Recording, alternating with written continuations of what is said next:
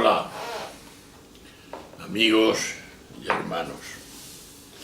Seguimos en esta dimensión de ver a Alice Dom. Alice nació el 23 de septiembre del 1937 en Champquemont, en la región de Doubs, Francia, y en el 1957 ingresó en la misma congregación que Leoni, que hemos dicho antes. Del carisma le atrajo a hacerse todo a todos.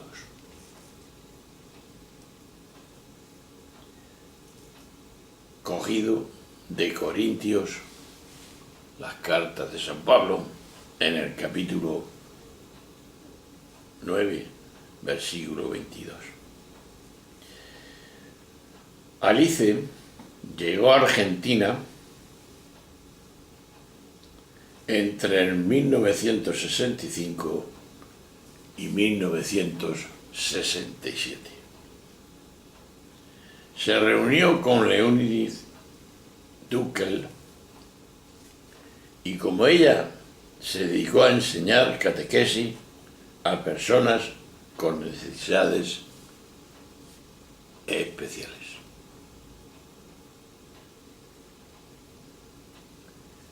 Aunque Alice no había recibido formación política, comenzó a vivir en un ambiente donde lo político se imponía. Así era. La organización popular, el reaccionar de los movimientos políticos, la denuncia ante la concentración del poder económico y la sucesión de gobiernos militares de aquel tiempo, imposible escapar de una situación política en plena ebullición. Para esto he nacido, decía ella, y escribió una carta a su familia. Y de este modo, todas las noches hacemos nuestra meditación a partir de los hechos, de lo que hemos visto durante el día. La plegaria de Alice era una meditación sobre los padecimientos de los desamparados, fervoroso alegato ante Dios, para comprender desde la fe las injusticias que había combatido desde la militancia cristiana. Echémosla directamente a través de sus cartas. Veámosla. Hoy, la casa quedó terminada. Una sola habitación de tablas de 2,7 metros por 3, una puerta, una ventana, un techo de fibrocemento, eso era todo. Su habitación. Durante el día, las dos camas estaban una sobre otra, que se puede abrir la puerta, si no, no se podría abrir, de pequeño que era aquello. Intentaremos vivir con el Espíritu de Jesús de Nazaret, sin programas de reuniones o trabajo. Solo queremos compartir sus vidas. Se trata de un lugar que en Francia llamamos bidonville, donde muchas gentes padecen la pobreza, las injusticias y el desprecio. Tenemos la suerte de trabajar con un sacerdote que habita esta villa miseria desde hace 2 años y vive aquí plenamente. Aquí con la hermana Montserrat Beltrán nos llevamos muy bien. No es amistad o simple afinidad. Nos conocíamos muy poco y fue el trabajo lo que nos unió y nos hizo ir más allá de los demás. Me siento libre con ella y con confianza como para contarle todo y hablar de cualquier cosa. Esto significaba las relaciones y hace visible el aspecto comunitario que reinaba. La gente nos dice: parece que os queréis tanto, o debe ser agradable vivir con vosotros, decía la gente. Esta vida en comunidad supone una amistad verdadera, una estima profunda hacia la otra, si no, puedes aburrirte mucho y terminar neurísticamente. La casa, tampoco confortable, se presta a la intimidad, donde su valor a cada cosa hay que darle. Por ejemplo, la vela cuando anochece.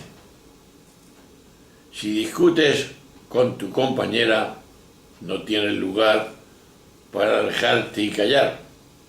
Hay que arregiar las cosas en el momento presente. También decían: tendremos que ganar su amistad. Es necesario tiempo y disponibilidad. Ser pobres como ellos para comprenderlos. Eso supone que una se despoje de sí misma y de todo, decía.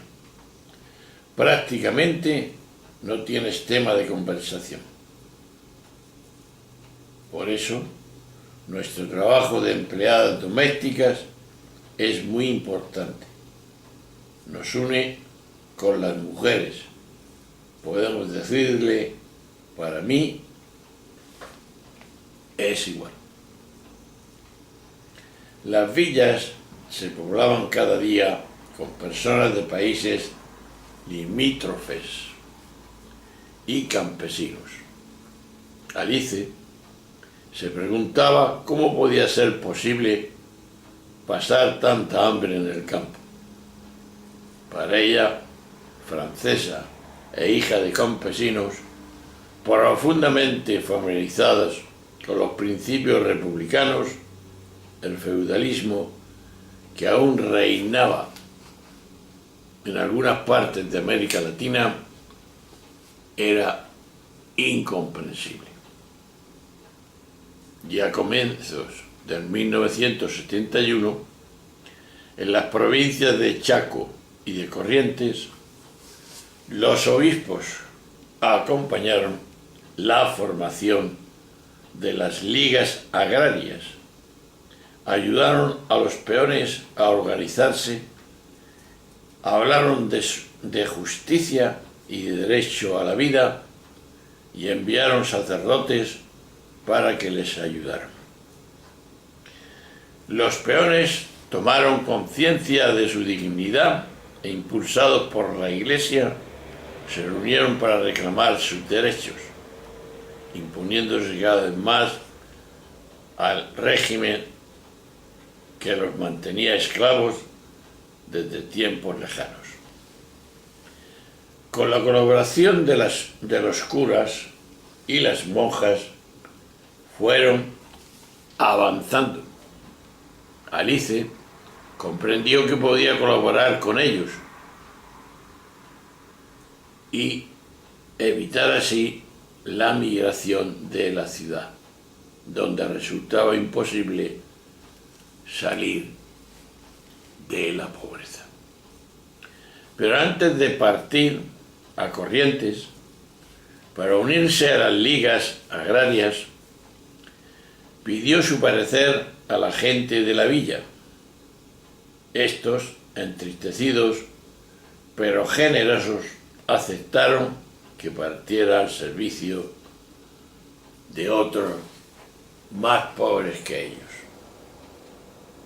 En 1976 se nombró intendente a un militar que convocó a las hermanas advirtiéndoles: nosotros tenemos una misión y esa misión consiste en vigilarla a ustedes. Para los militares, Alice era una persona indeseable y así se lo comunicaron. Si ustedes, los campesinos, continúan con las hermanas, los vamos a detener a todos. Y por ello se envió obligada a abandonar el rancho donde vivían con una familia y regresar con las hermanas. Los allanamientos se sucedieron. Trasladados en camiones, los soldados invadieron la casita de las hermanas. Se llevaron algunas diapositivas, el texto de una declaración de obispos brasileños, los apuntes de un retiro espiritual y una ficha litúrgica dominical. Otros allanamientos tuvieron lugar en las casas de los militantes de las ligas agrarias, sin luz eléctrica, sin teléfono, sin carrera asfaltada. Cualquier cosa podía ocurrir. Poco después, el intendente les prohibió a Alice que trabajara en el campo. Ella decidió de nuevo alejarse para no perjudicar a nadie y buscar trabajo como cosechera. Golondrines le llamaban. Por aquel entonces escribía: estoy buscando otra cosa antes de tomar la decisión de volver a mi patria, Francia.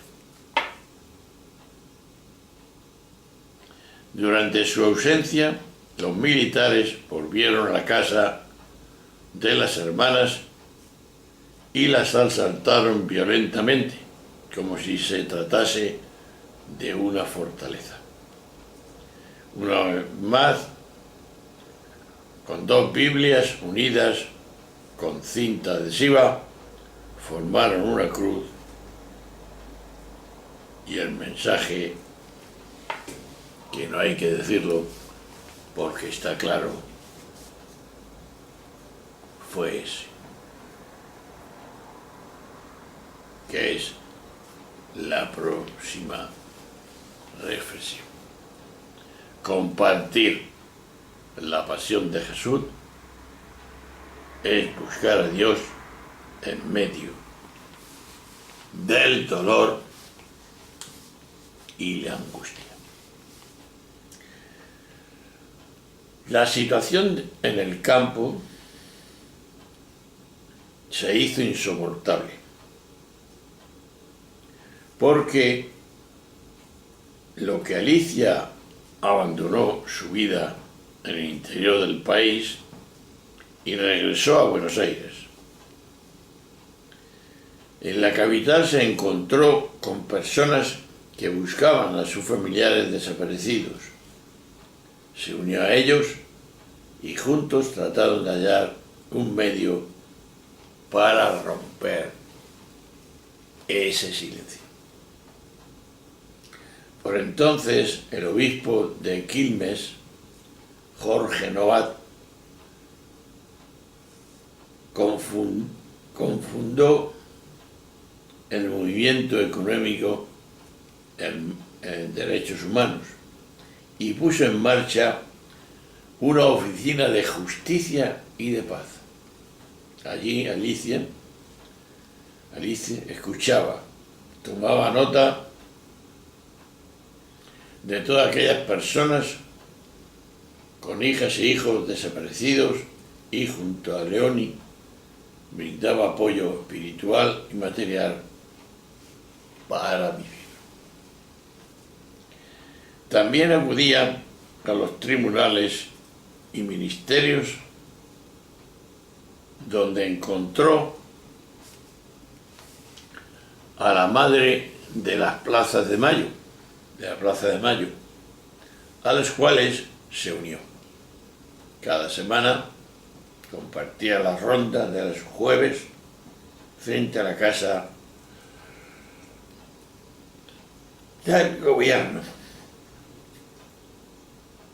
hasta que un día la policía decidió intervenir. Como eran más de 400 personas, vaciaron los autobuses que circulaban por allí en aquel momento para llevarlos con las manifestantes detenidas. Alice estaba entre ellas. Interrogaron, pero esta vez la dejaron libre. El único periodista que por aquellos días logró entrevistar a Domon fue Pierre Busquet, que la conoció cuando, en representación del Met, ella participó en compañía de las madres de la Plaza de Mayo en una marcha. En su libro, Las locas de la Plaza de Mayo, afirma: nada en ella llamaba la atención a primera vista. Parecía más bien un poco ruda, pero cuando se dirigía a alguien a quien amaba, tenía su mirada una luz muy dulce. Alice le habló de su trabajo en Perogurria, en Chaco, con la comunidad paraguaya en Buenos Aires, pero sobre todo insistió con las madres de la Plaza de Mayo. Decía ella: me enteré de que el movimiento ecuménico que se ocupara de ellas necesitaba ayuda y no lo dudé. Pero no se quedó ahí la cosa, sino también afirmó: yo no juego ningún rol. No soy más que una simple religiosa que ha hecho el voto de llevar asistencia a los habitantes desesperados de su parroquia. No hago política, no es mi función. No pretendo en absoluto cambiar la sociedad, pero considero que no podemos estar ausentes allí donde la gente que está sufriendo. No se trata de derramar buenas palabras, de tener una expresión de consuelo y luego desentenderse de su suerte. No. Se trata de estar con ellas, de ayudarlas, material y espiritualmente. Basta que yo viva mi vida a su lado y ellas comprueben que yo, religiosa, estoy con ellas y en perfecta concordancia con mi vocación. Lo que viven esas madres, su sufrimiento, su coraje, no puede provocar indiferencia. Esta es la razón última que me llevó a aceptar esta entrevista. Es necesario que ustedes, los periodistas, cumplan también su deber, dar a conocer lo que padecen estas mujeres. No tenemos derecho a callarnos, sea lo que fuere que haya podido hacer las personas secuestradas, y ni siquiera buscó enterarme de ello. No hay derecho a torturar tal como se hacía a esas mujeres, dijo. Pues bien, dentro de esa dimensión, pues está la desaparición, el secuestro y la tortura y asesinato que se dio en esta tierra. En el diciembre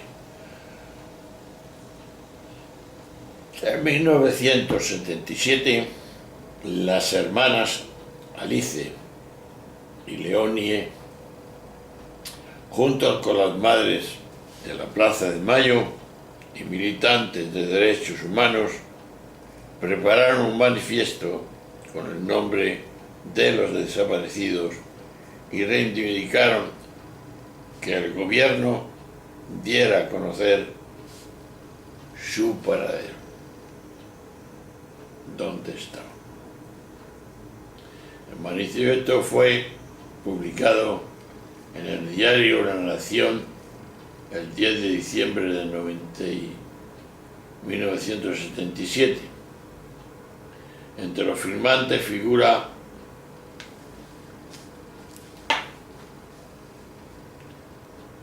Gustavo Niño, nombre falso que utilizaba el capitán de la Armada Alfredo Así para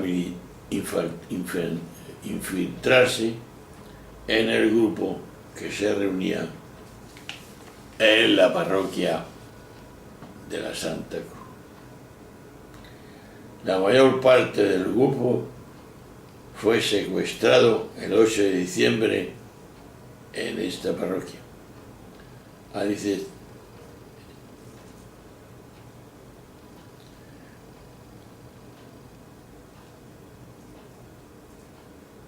La mayor parte del grupo fue secuestrado el 8 de diciembre en esta parroquia. Alice estaba entre ellos. El día 10 secuestraron a Leonie, de 71 años, a quien fueron a buscar en Ramos Mejía y llevaron engañada diciéndole que Alicia estaba en el hospital y la llamaba. Alicia fue llevada al centro clandestino de detención ubicado en la Escuela Superior de Mecánica de la Armada,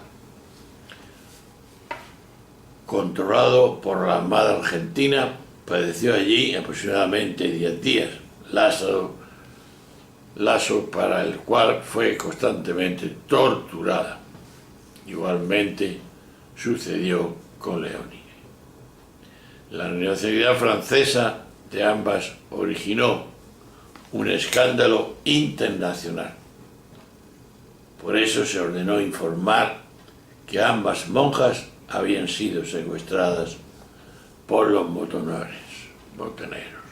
El periódico La Nación, del 15 de diciembre de 1967, bajo el título "Vivas y con buena salud.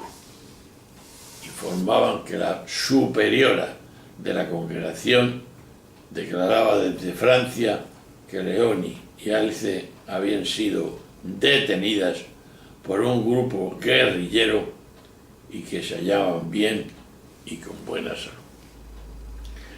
Aclaraba que la información provenía del nuncio apostólico de Argentina. Entre los 10 y 18 de diciembre, las dos hermanas y el resto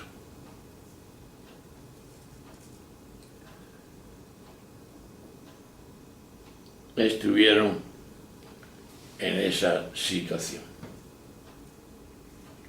Entre el día 14 y 18 de diciembre, las dos hermanas y el resto de detenidos fueron trasladados al aeropuerto militar de Buenos Aires, subidos sedados a un avión de la Armada y arrojados vivos al mar frente a la costa de Santa Teresita. Murieron al chocar contra el agua. En un ejemplo de humor,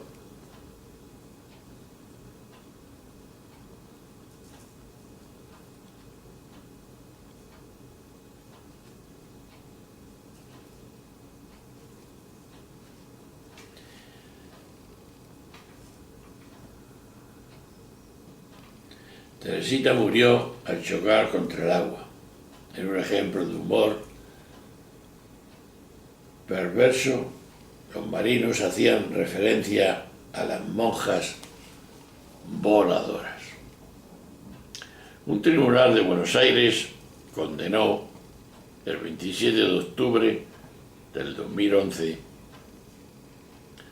al excapitán Asti a prisión perpetua por los delitos contra la humanidad cometidos en la antigua ESMA, el mayor centro clandestino de detención entre los años 1976 y 1983. Cuando escuchó su condena, Astrid se colocó una escarapela argentina en la solapa de su abrigo y esbozó una leve sonrisa socorrona.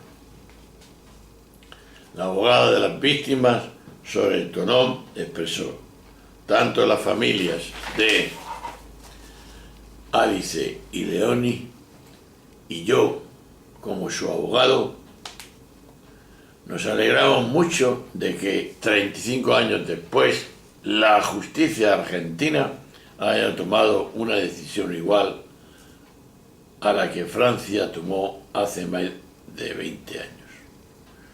Aludió de esta manera al fallo por el que la Corte de Apelaciones de París condenó a Astrid a reclusión perpetua en el 1990, cuando las leyes de impunidad impedían juzgarlo en Argentina. Dos vidas, dos estilos en un mismo evangelio. Desde que Leonide y Alicia llegaron a Argentina hasta su asesinato, experimentaron un proceso de cambio notable. Desde posiciones que las ubicaban, como a tantas otras monjas, dentro de una concepción tradicional en la Iglesia y en la vida religiosa, hasta su forma de encarar el trabajo pastoral con los pobres. Los efectos de renovación conciliar y un nuevo sentido de la justicia la llevó a situarse del lado de los más débiles, en un contexto donde un sector importante del catolicismo argentino y latinoamericano se veía como afín al socialismo y proclamaba la imposibilidad de que la Iglesia se quedara al margen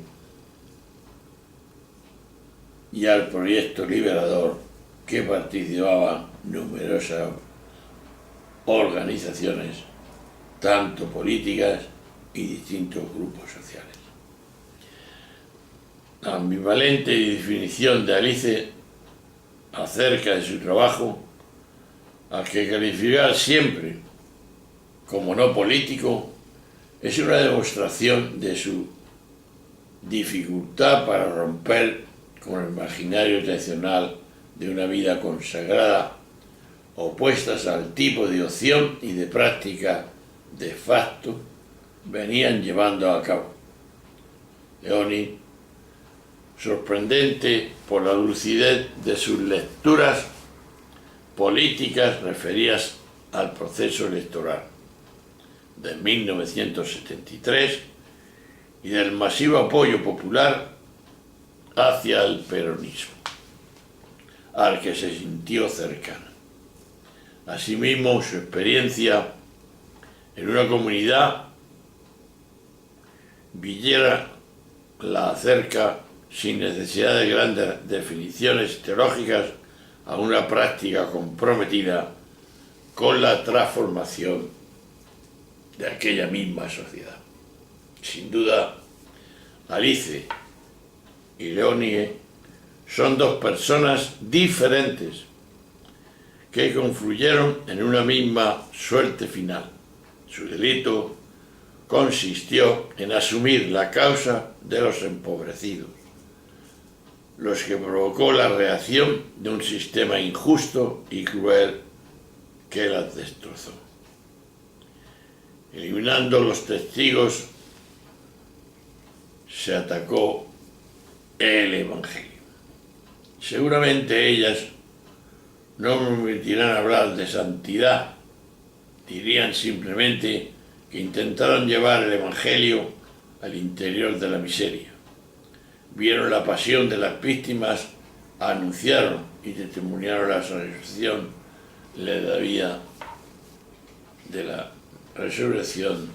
de la vida de Jesucristo. Muy pocos actores sociales y políticos se abrieron a alzar la voz contra la dictadura. La Iglesia jerárquica fue la primera en tener conocimiento de los hechos que acontecieron en el país, ya que era la institución a la que mayormente recurrían las familias de las víctimas en busca de ayuda. La Iglesia sabía lo que sucedía. Una gran parte de sus integrantes cayó por medio y silenció los cómplices. Otra parte fue víctima de la dictadura, de la que a adoptar por la justicia padeció persecución y algunos de ellos fueron asesinados. Fue el caso de Alice y Leoni y de tantos otros mártires. Sus acciones de proximidad se volvieron padecimientos, sus palabras silencio, sus silencios testimonio, su testimonio revelación de la grandeza del humano. Ahí lo dejamos para entrar después en otras mujeres que, como estas, supieron vivir el Evangelio en aquellos momentos tan difíciles, ejemplo para todo ser humano y toda iglesia que quiera dar el testimonio de la buena noticia, la sabiduría de Dios. Será perseguida. Hasta ahora, hasta siempre, nos vemos.